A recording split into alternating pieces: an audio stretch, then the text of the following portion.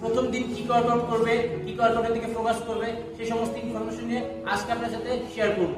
আশা করছি আপনাদের ভিডিও ভালো লাগবে, আর ভালো লাগলে অবশ্যই আমাদের চ্যানেলটি সাবস্ক্রাইব করবেন। জিমের প্রথম দিন আপনাকে অনেক বিষয় খেয়াল রাখতে হবে, যার মধ্যে মোস্ট ইম্পর্টেন্ট আপনি আপনার প্রথম দিন আপনি অনেক বেশি মোটিভেটেড থাকতে পারেন, অনেক বেশি কিউরিওসিটি কাজ করতে পারেন, আপনার মন চাইতে পারে এটা মারি ওটা মারি, বাট এটা কখনো করা যাবে না। আপনার জিমে যদি ট্রেনার থাকে তার কাছ থেকে প্রপার সাজেশন নিয়ে আপনি ওয়ার্কআউট শুরু করেন। আর যদি না থাকে তাহলে আমি আছি আপনাদের পাশে, আপনাদের সাথে হেল্প করার জন্য কিভাবে ওয়ার্কআউট শুরু করবেন।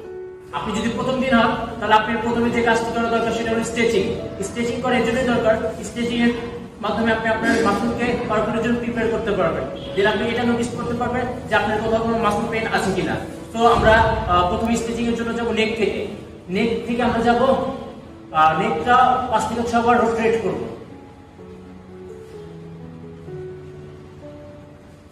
Then others like that. Then শোল্ডারের জন্য আমরা করব rotation 1 2 3 4 5, then like that. Then আমরা যাব রেস্টে 1 2 3 4 5, 5 থেকে 6 বার। Then আমরা লেগ স্ট্রেচ করব, স্ট্রেচ করে থার্ড স্ট্রেচ করে ক্যাচ 1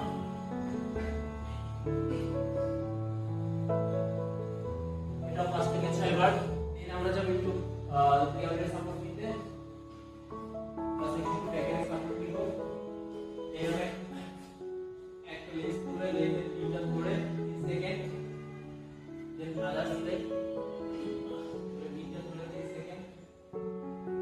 এর আবার একটু হাতের সাপোর্ট নিয়ে আপনি টোটাল ধরে এইভাবে সেকেন্ড, দেন আবার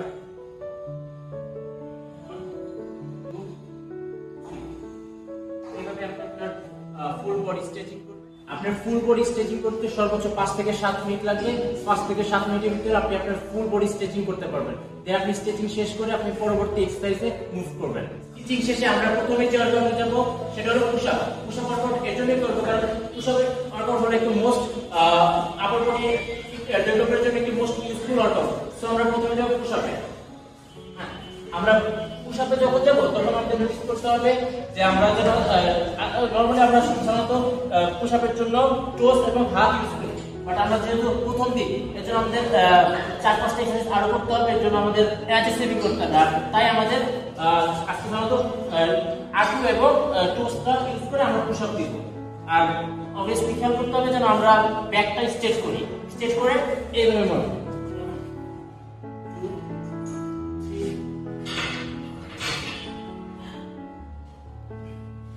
আমরা এভাবে পুশ-আপ দিব। আর পুশ-আপ শেষে আমরা রেপিটেশন করব না, কারণ রেপিটেশন সম্পূর্ণ আপনার স্ট্রেংথের উপর ডিপেন্ড করে। আপনি স্ট্রেংথের উপর ডিপেন্ড করে রেপিটেশন এবং কাউন্ট সেট করবেন।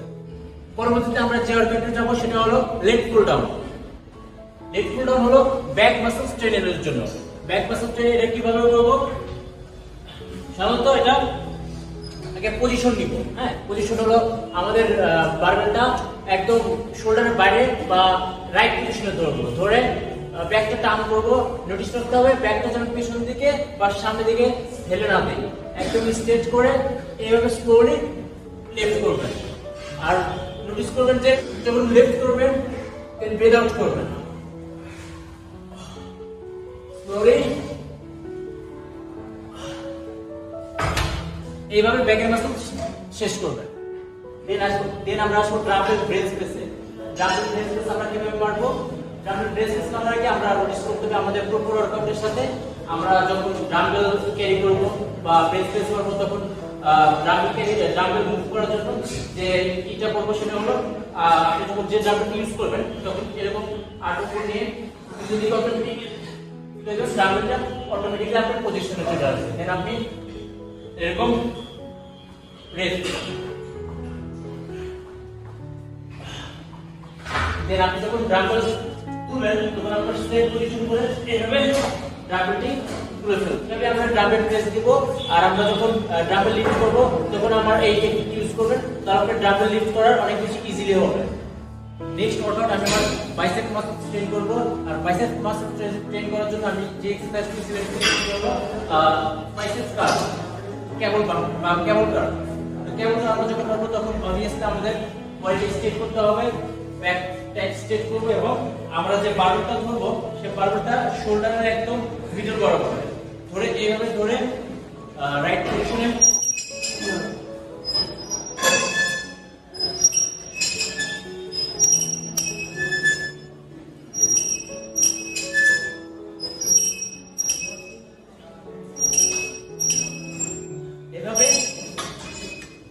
এভাবে আমরা বাইসেপ কার্ল শেষ করব। পরের এক্সারসাইজের জন্য আমি কেবলটাকে উপরে সেট করছি, আর এখন যে এক্সারসাইজটি করব সেটা হলো ট্রাইসেপস কার্ল, ট্রাইসেপ কেবল কার্ল। এটা যখন করব তখন আমরা বারটি আমাদের শোল্ডারের একদম মিডল বরাবর ধরব, ধরে এইভাবে একদম নিচ পর্যন্ত প্রেস করব, যেন আমাদের ওয়ার্কিং মাসল হলো ট্রাইসেপস। এভাবে ট্রাইসেপস পুশ করব।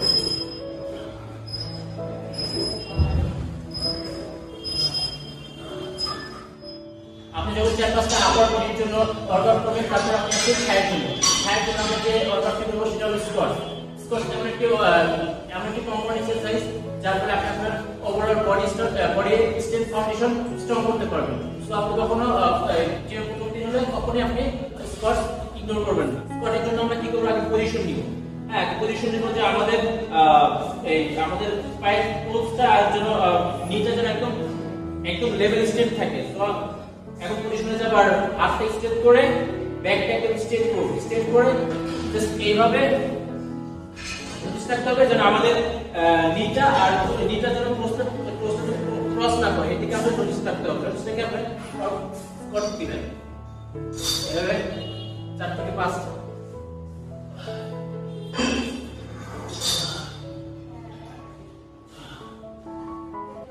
এভাবে আমরা স্কোয়াট মারবো। আপনার বডি ওয়ার্কআউট শেষ করার পর আবার 2 থেকে 4 মিনিট স্ট্রেচিং করি, তাহলে আপনার বডিটা কুল ডাউন হবে। আর মাথায় রাখবেন, আপনি যখন প্রথম দিন ব্যায়াম করবেন পরের 2 থেকে 4 দিন আপনার শরীর ব্যথা থাকবে। এই ব্যথাটা স্বাভাবিক, আপনার বডিটা মাসল ইউজ টু না। তো আপনি যখন 2 থেকে 4 দিন জিমে আসবেন রেগুলারলি, তখন আস্তে আস্তে ব্যথাটা কমবে। আই হোপ ভিডিওটি আপনাদের ভালো লাগবে। আর ভালো লাগলে ভিডিওটি লাইক করুন। আর আমি সামনে ইনশাআল্লাহ আরো এরকম ইনফরমেশন নতুন ভিডিও নিয়ে আপনাদের মাঝে হাজির হব। Thank you so much for watching my video.